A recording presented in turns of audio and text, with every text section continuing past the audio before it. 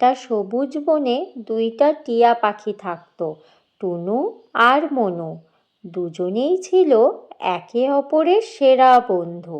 সকালে একসাথে বের হতো খাবারের খোঁজে, আবার সন্ধ্যায় ফিরে এসে একসাথে গল্প করত। একদিন বনটা ঝড়ে কেঁপে উঠল।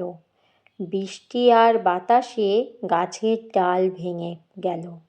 মনু গাছের ডাল থেকে পড়ে গিয়ে আহত হলো। টুনু তখন নিজের খাবার ভুলে গিয়ে মনুর পাশে বসে তাকে নিজের ঠোঁট দিয়ে জল খাওয়াতে লাগলো।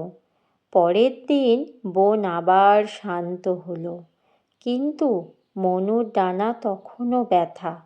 টুনু প্রতিদিন তার জন্য খাবার নিয়ে আসতো, যত্ন করত। ধীরে ধীরে মনু আবার উড়তে শিখল।